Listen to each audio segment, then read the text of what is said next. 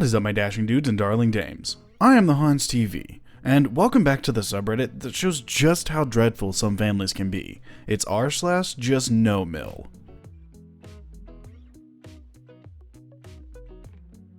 Our first post for the day comes from Slumdunder. My husband is finally seeing what I've been trying to show him. I'm 9 months pregnant, and my mother-in-law has been ridiculous this entire time. I've posted in here about her before, but just a quick synopsis. She assumed that she's supposed to be in the delivery room. She invited herself to stay at my house for 2 weeks after the baby so that I can cook and clean while she watches the baby. She created an entire nursery in her house, thinking that for whatever reason I would leave an infant in someone else's care overnight, etc. I could go on and on and on. Anyway, I've tried explaining to my husband she doesn't respect my boundaries. When she asked if she could come over for the day for the drive-through baby shower, and I told her no, since literally no other family was staying the entire day. We didn't need help with the drive-through baby shower. She didn't like that answer and asked my husband instead. When she invites us over to her house all weekend long, every weekend, even though I'm exposed to COVID patients at work, and I tell her no, she asks my husband instead. She texts both of us after every doctor's appointment. I tried explaining this to him, and he was slowly starting to understand what I was saying. Now, my husband has a brother that no one in the family talks to other than mother-in-law, my sister-in-law, my father-in-law. No grandparents or aunts and uncles talk to this guy. He is completely ostracized from the family. I don't know why, but I'm assuming something went down at some point and none of them talk about it or him. Periodically, mother-in-law tries to reintegrate him into their family, and my husband gets extremely upset. Just a few years ago after we bought our house, mother-in-law invited my husband over for dinner. He got there and his brother was there. My husband left, obviously upset that mother-in-law tried to pull that stunt. He's been very clear with her about the fact he doesn't want his brother knowing where he lives, or even that he's married and what my name is. My sister-in-law was so upset that she came to stay with us for a while, because she couldn't trust her mom to keep him out of the house. Anyway, I worked Memorial Day and my husband went to their house for a cookout. Mother-in-law pulled him aside and basically said that it wasn't right to keep the brother excluded from everything, and that she was going to start inviting him around to family events, and then it wasn't right to hide the baby from him. Again, deciding what is best for our child.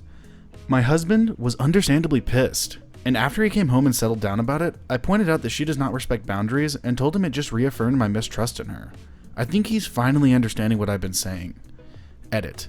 I forgot to mention, due to COVID-19, my pediatrician is recommending 1 month isolation for our newborn. His mom is already trying to come up with ways to see the baby anyway. Can I just see him through the door?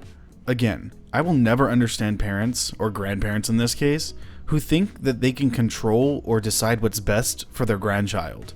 No, that's up to the parents. Our next post comes from AllHailZul. The baby has your forehead. My husband video called his folks after 9 months of no contact.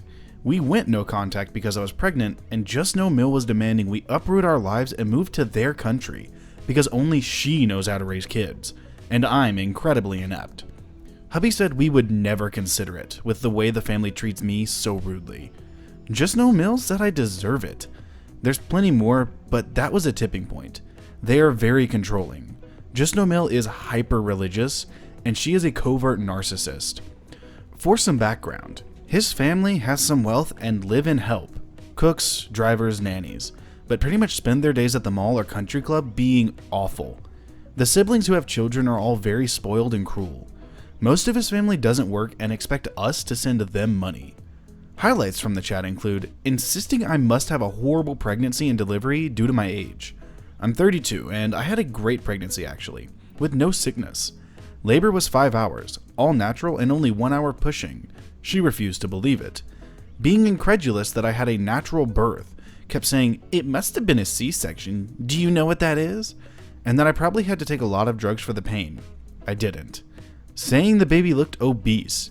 Saying the baby looked too much like me and nothing like her father.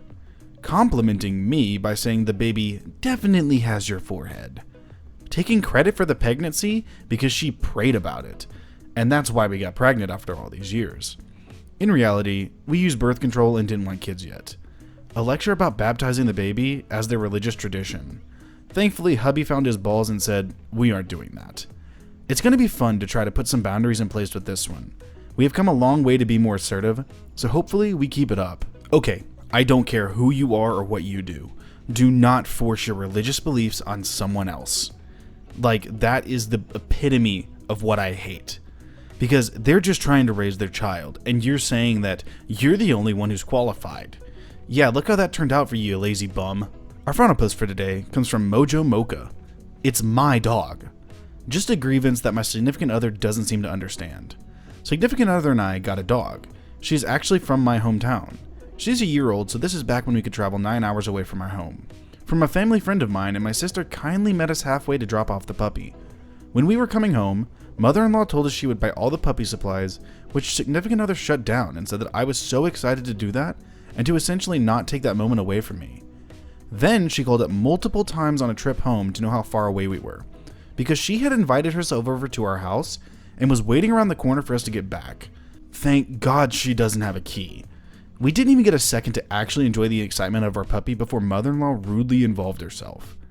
After this, there were many situations of mother-in-law insisting we bring our puppy to her place, even though she hadn't had all her needles and wasn't meant to be around other dogs.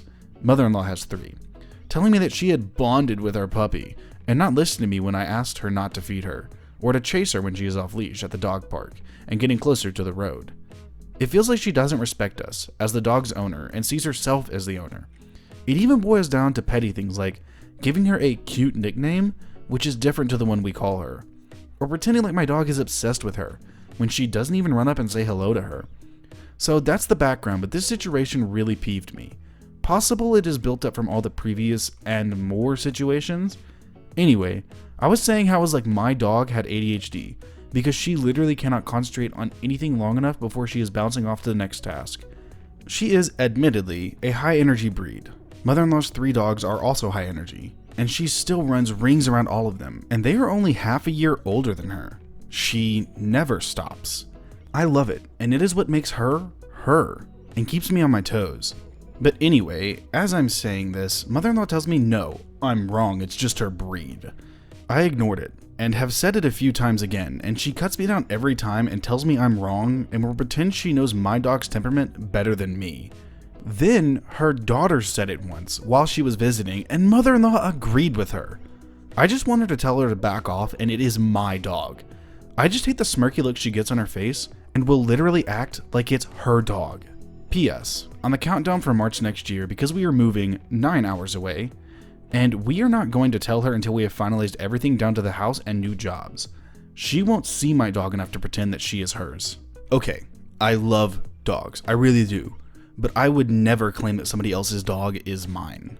Also, what is up with all these mother-in-laws thinking that they're entitled to somebody else's time or their animals or their children? That's not how this works. Well, alright my dashing dudes and darling dames, that is going to do it for today's episode of r/JustNoMIL. I hope you liked the stories, and if you did, I'm going to link them in the description as always. And if you liked the video, feel free to subscribe, drop a share, a like, and a comment down below which you'd like to see me read next. A humongous thank you to everyone who is subscribing and who has subscribed in the past. I cannot thank y'all for helping me grow this community, and I cannot wait to see where we go with this. Thank y'all so much. But with that being said, I will see you in the next video.